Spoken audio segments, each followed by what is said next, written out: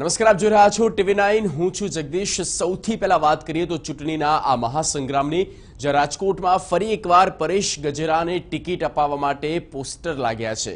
પરેશ ગજેરાને લોકસભાની ટિકિટ આપવામાં આવે તેવી માંગ સાથે પોસ્ટર લાગ્યા. શહેરના કાલાવડ, કિસાનપરા ચોક, કોટેચા ચોક સહિતના વિસ્તારમાં 50 જેટલા પોસ્ટર લાગવામાં આવ્યા, જેમાં પરેશ ગજેરાને લોકસભાની ટિકિટ આપવાથી લોકસભા ચૂંટણીમાં ફાયદો થશે તેવો ઉલ્લેખ કરાયો. પરેશ ગજેરાને ટિકિટ આપવાથી રાજકોટ, જૂનાગઢ, અમરેલી, સુરત અને જામનગરમાં ફાયદો થશે તેવો ઉલ્લેખ કરવામાં આવ્યો.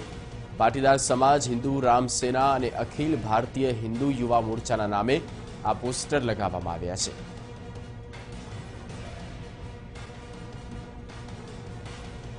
પરેશ ગજેરા ફરી એક વખત પોસ્ટરમાં જોવા મળ્યા છે. આ પહેલા વિધાનસભાની ચૂંટણીના સમય પર પરેશ ગજેરાના નામના પોસ્ટર જોવા મળ્યા હતા અને આ વખતે લોકસભાની ચૂંટણી નજીક છે તેમ પરેશ ગજેરાના 50થી પણ વધારે અનેક અલગ અલગ જગ્યા પર આ પ્રકારના પોસ્ટર લાગ્યા છે, જ્યાં તેમને લોકસભાની ટિકિટ આપવામાં આવે તો પાર્ટીને ફાયદો થઈ શકે છે.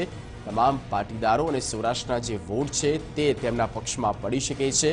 પરેશ ગજેરા એક મોટું નામ કહી શકાય ખોડલધામ ટ્રસ્ટનું, અને સાથે જ સૌરાષ્ટ્રમાં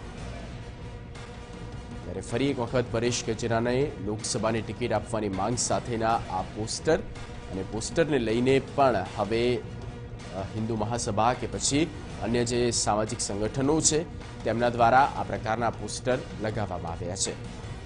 પરેશ ગજેરાને ટિકિટ આપવાથી અનેક બેઠકોમાં ફાયદો થઈ શકે છે, એટલે કે સૌરાષ્ટ્રની જે તમામ બેઠકો છે એ તમામ બેઠકો હોય જામનગર, ભાવનગર, રાજકોટ, આ તરફ જૂનાગઢ, આ તમામ બેઠકમાં ફાયદો થઈ શકે છે. લોકસભાની ટિકિટ આપવાને લઈને, લોકસભાની ચૂંટણીમાં ફાયદો કરાવવાને લઈને પરેશ ગજેરાને જો ટિકિટ ફાળવવામાં આવે તો મુખ્યત્વે પાટીદાર સમાજ અને અન્ય જે સામાજિક સંગઠનો છે તેઓના વોટ જે તે પક્ષમાં પડી શકે છે.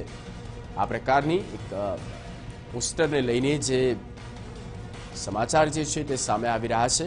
આ અગાઉ પણ જ્યાં ગુજરાતની વિધાનસભાની ચૂંટણી નજીક હતી તે સમયે પણ પરેશ ગજેરા પક્ષથી ચૂંટણી લડશે તેવી વાતો સામે આવી હતી.